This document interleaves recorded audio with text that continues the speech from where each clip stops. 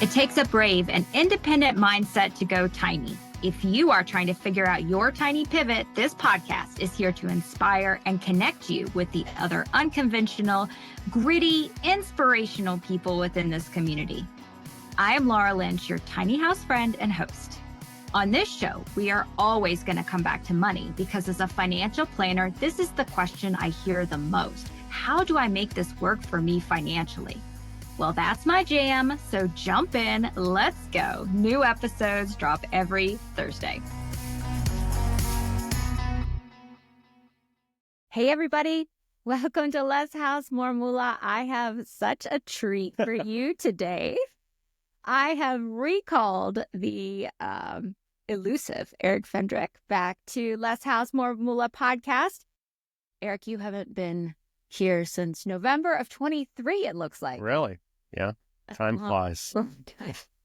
Long time. So for listeners who weren't listening to the podcast back then, this is Eric Fendrick, my husband, my partner in crime, and my co-builder of our tiny house, which we're standing in our kitchen today. So if you haven't watched Less House More Moola on YouTube, today's a great day. We are standing in our fairly dirty kitchen and recording this podcast today right here so that we can talk about where we've been and what's coming next.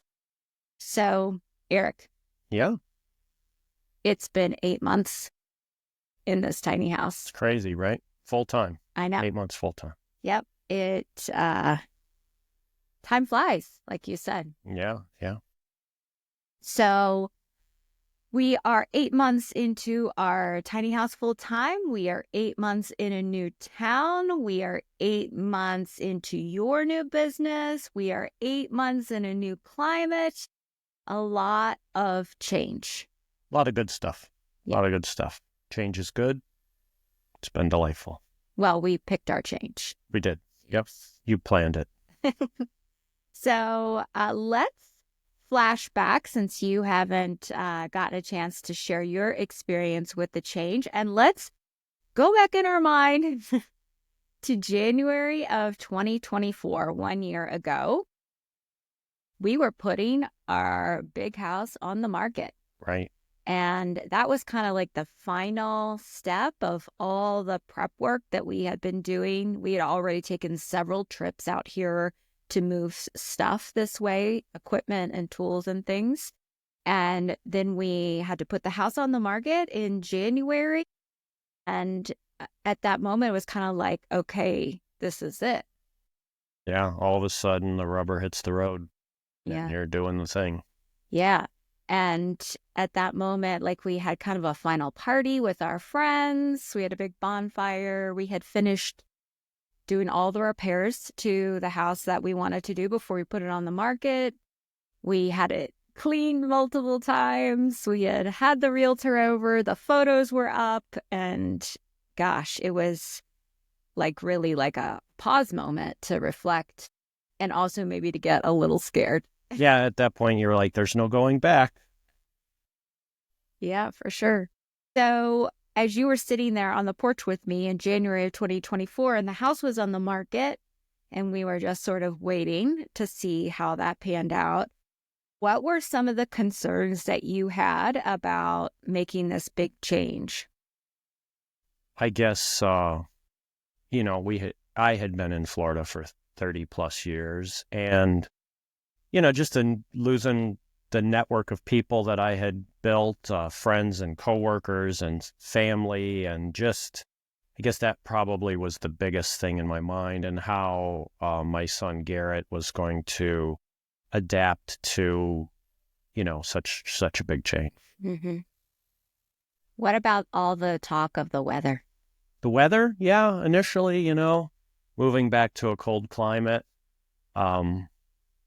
was both exciting and maybe like a little like, I don't know how I'm going to fit into that, right? Mm-hmm. But it's been a refreshing change. Yeah, because you had reached a point where the hot was getting to be Too much. too much. Yeah, For sure. too.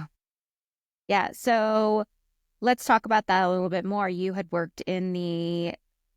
had your own business and you had been working as an electrician and as a general contractor and basically doing many parts of the trades and had relationships and numbers, right? You had like a Rolodex on your phone of people that called you up and needed you. All the time. And then all of a sudden to just say, hey, I'm leaving, and there's nobody on the other end that necessarily needs you. How did that feel?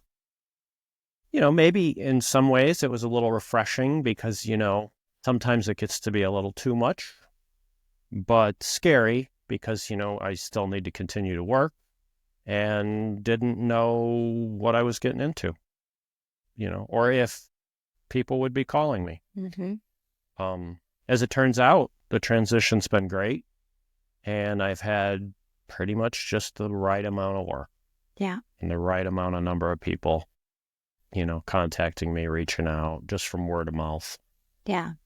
So a big part of our financial independence transition of selling the big house was to be able to slow down and maybe work a little less for both of us and have a little bit more time to work on projects that we wanted to work on. Since we don't recreate a lot, but certainly we wanted to do more hiking and more jeeping and create a little bit more spread of the activities that we do in the course of a week instead of it being so much focused on work all the time. Yeah, definitely. That's allowed us to have more freedom and more of our own control over what we want to do with our day. Sure. It's been nice. And then one of the other things that was kind of a big change for us was to go from a high wealth, densely populated area to a more rural place where there isn't as much wealth or as many people. And what was that going to be like for us going to a smaller community? And I remember talking about this a lot in terms of how we were going to get to know people and work on our, connections in the community, and what it was going to be like to not be anonymous anymore. Yeah, everybody knows your name in a town of 300 people. Well, they don't all know us yet. Not yet, but it won't take long. It's catching fire. Yeah, right? Yeah. So that was kind of a little bit of an unknown too. I grew up in a small town. You grew up in a big city. And so it's been, it was something that we were thinking about. For sure. And we were also thinking about, what opportunity prospects maybe how they were going to change for your son, kind of moving away from a place where there was great education and so many privileges that come with that wealthy area, and how he was going to fit in. And so I'm sure that was on my mind, on your mind a lot. Yeah. I think, though, our transition has been good because there was so much thought and planning on the front end, right? We thought about all these things. We talked about all these things. We had lists and calendars, and, that all probably has allowed us to make the right decision. And I think we have. And it was slow too. Yeah. I think one of the primary lessons that I've learned about massive change is really just to slow down and let things sort of mull a lot. And if you can just keep mulling things over, eventually you'll come to your, the best option. And, sometimes we rush into things and we don't give ourselves enough time to really work out all the kinks or run through all the possible scenarios. So I think that was one thing I really learned through this transition, was just to slow down, be in the change, and let yourself really think through things. Sure. But at the same time, we always kept moving forward, right? We didn't just stop the plan and say, well, let's wait a year, right? We always kept moving towards that goal. And, it may have changed along the way a little bit, but we didn't, we kept doing the thing. Yeah. And in fact, we moved the date up because originally we had planned to wait until 2025 this year. And then you had that, incident on the interstate that made me like, shift us into fifth gear. Like, we are going to do this and we're not going to wait any longer than what's required. Because I want to get away from the risk of, just that traffic and how much driving you did. Yeah. Yeah. It is nice to not be in a frenzy driving down an interstate most mornings. Yeah. So definitely some intention there. Yeah. So certainly this was, a major shift for you.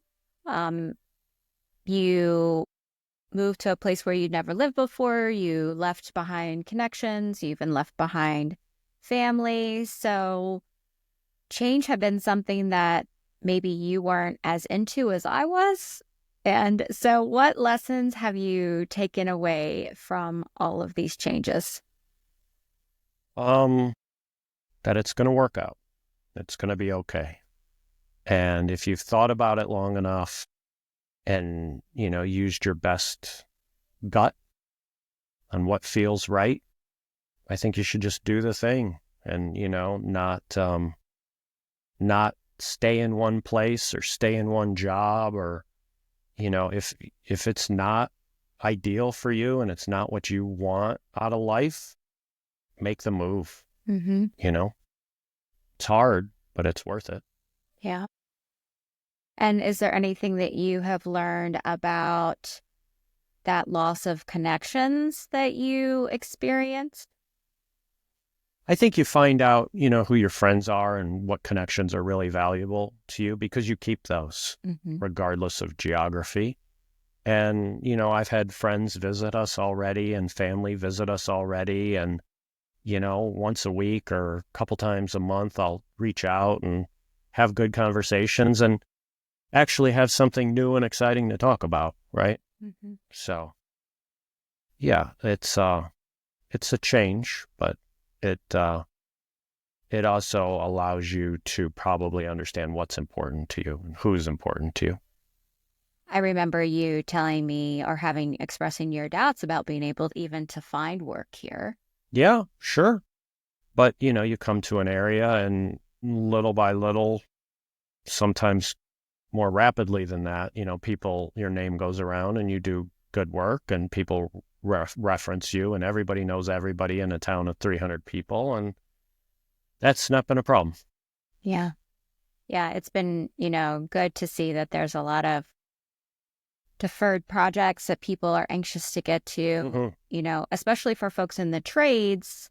There is always a need for that because there haven't been enough people going into the trades and all the tradespeople have been retiring. So, handy skills are valuable probably pretty much anywhere. And they definitely showed up as being valuable here. For sure. Yeah, I'm fortunate in that way. Yeah. So, and you mentioned this a little bit, but for Garrett, how it seems like that the transition has, kids are adaptable, right? And it seems like that he has even, I would say, coming out of high school, he had maybe lost a little bit of motivation and momentum. And it seems like he's really picked it up with the change. Yeah, college has been, exciting for him and interesting. And there's job prospects on the horizon for him. And again, just like us, this place affords us a lot of opportunity to do what we want to do, whether it's, dirt bikes or Jeeps or rock climbing or hunting or all those things. So pick your place, right? Carefully because it matters. Yeah. It does. Yeah, we did a lot of analysis of place. Remember, I had that whole spreadsheet running of practically every state and analyzed it based on, number of sunny days a year and how much rainfall and what was going on with, weather changes and how much public land was available. And so we talked about this a lot because we could have moved anywhere. Sure.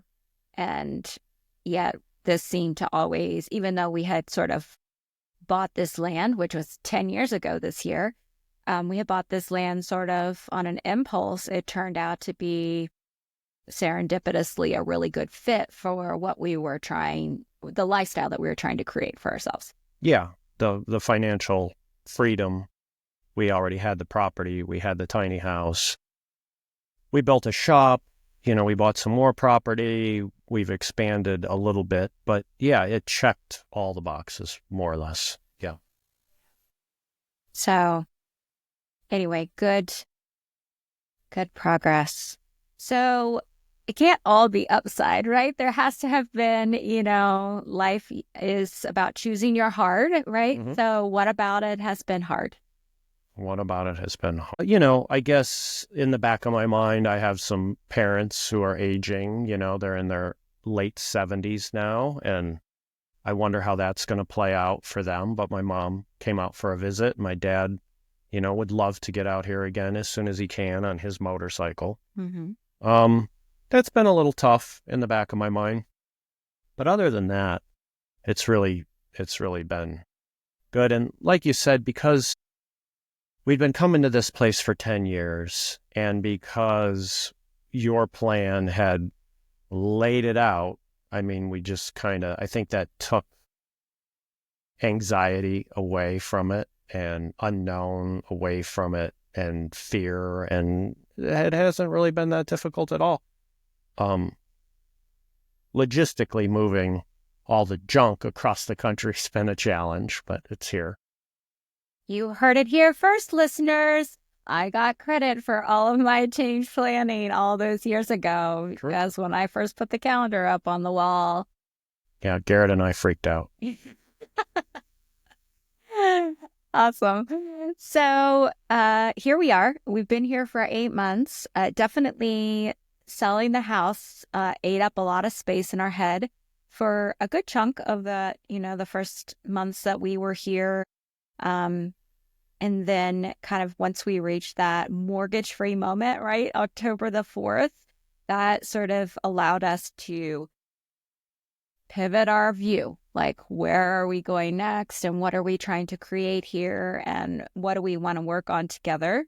I've often told the story about how that as soon as we, finished the tiny house and put it out here in New Mexico, I was like, okay, what's our next project? Because we always need something to be working on together. Mm-hmm. Otherwise, we will kind of spiral off into our separate lives. And so we did. We took up another project since we have been here.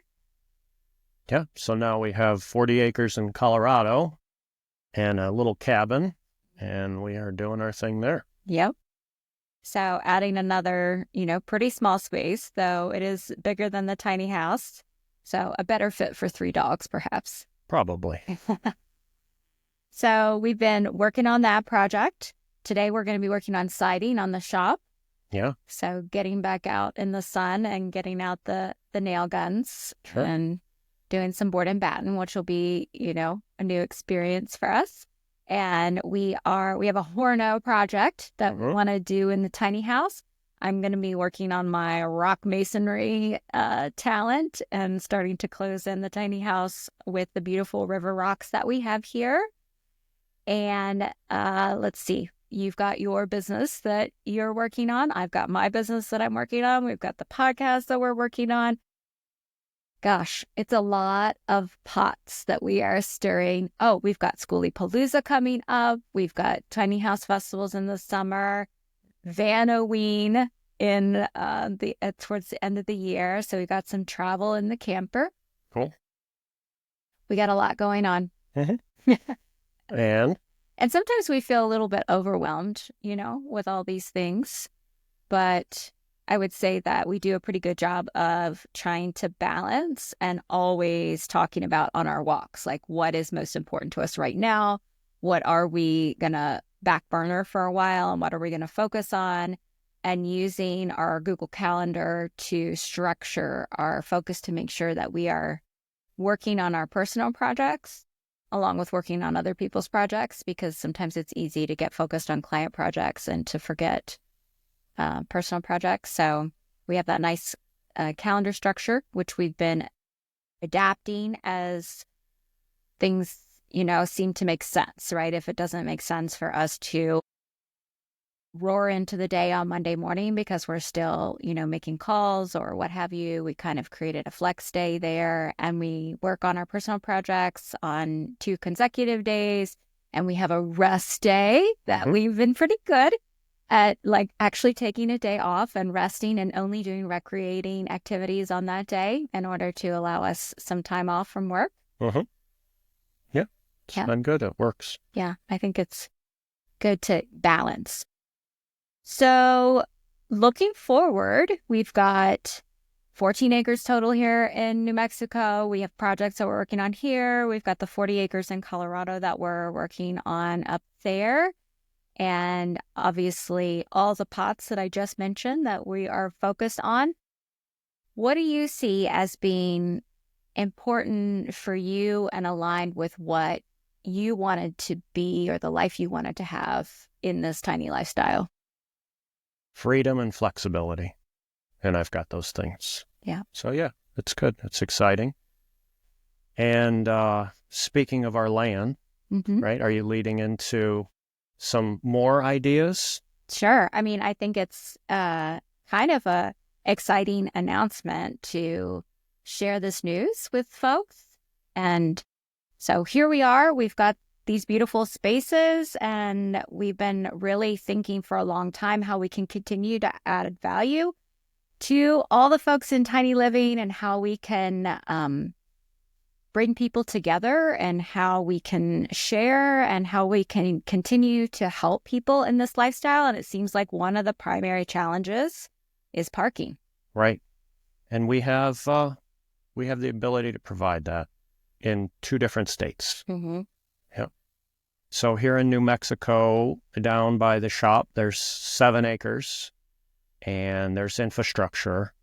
And we think that we could provide parking for 2 or 3 people to come and stay, meet some new folks. And what's really cool about that being near the shop is that in the shop, it's basically every problem-solving tool known to man and, a person with a ton of problem-solving trades experience. So I would imagine there's a couple of vans or schoolies or tiny houses out there that have a burner out on their stove, or they have a wheel, hub that's leaking, or maybe there's some lights out, or some sort of plumbing kerfuffle, or a dripping faucet, or lots of different things that can go wrong when you're towing your house around behind you. And sometimes it's hard to find a place where you can, park and work on repairs. And so I think the idea of parking and problem solving is a really cool. Sounds fun. Sounds fun. Yeah. So for folks out there that are looking for a legal place to park, we are opening up our New Mexico property to take reservations for folks that want to come and stay with us and maybe have some work that they want to do while they're here. So the place to send us a note about that is to use the parking page on Alt American Dream, altamericandream.com/park. And we will be taking reservations for those limited spots and helping you figure out what little glitches that you need to work on while you're here. And we'll talk more about Colorado as that project progresses. But for right now, we are offering this in New Mexico. Abiquiu, where we are, we're parked up in a beautiful White Rock Canyon. So we have a great walk right up the Box Canyon, right outside your door. And of course, there's the lake and there's endless forest and a million miles of ATV trails or Jeep trails, lots of hiking, skiing, rafting, biking, all the Continental Divide Trail, fabulous food, very creative people, very artist community. So a great place to spend some time. So if that sounds good to you and you're working on your planning for parking in the future and you want to solve some problems while you're at it, then definitely look us up on altamericandream.com/park. Cool. So we're going to be here. We're going to be working on some events coming up. We're going to be headed back up to Colorado to keep working on that project. And you and I are now casting our vision forward to maybe a future date where we dial it back and recreate even more at some point in the future. It's exciting to not know where we're going. No work. Awesome. Well, Eric, thank you so much for sharing your perspective. I know that you felt every little detail of the change that we've undergone in the last year, and it's been an amazing experience to go on, and I'm glad we're here together and we're working on these projects Together. Me too. Well, thanks for having me in my kitchen. In your kitchen. Yeah, I will work on, I should do a tiny house tour. Yeah, people might like that. But I'd have to clean the house. Hey, thank you for taking the time to listen to Less House More Moola. I have another free resource on my website for you, the Unconventional Values Quiz. In just 2 minutes, you can pinpoint your style of freedom seeker, security guardian, adventure enthusiast, or community builder. Check it out at thetinyhouseadvisor.com. And one more thing. Podcasts don't have algorithms like social media does. They only grow by word of mouth and reviews. If this podcast is helpful to you, would you please post a review on your podcast app and tell a friend who is trying to live a values-based life? It would totally make my day. Please see the show notes for an important disclosure regarding the Tiny House Advisor LLC in this episode.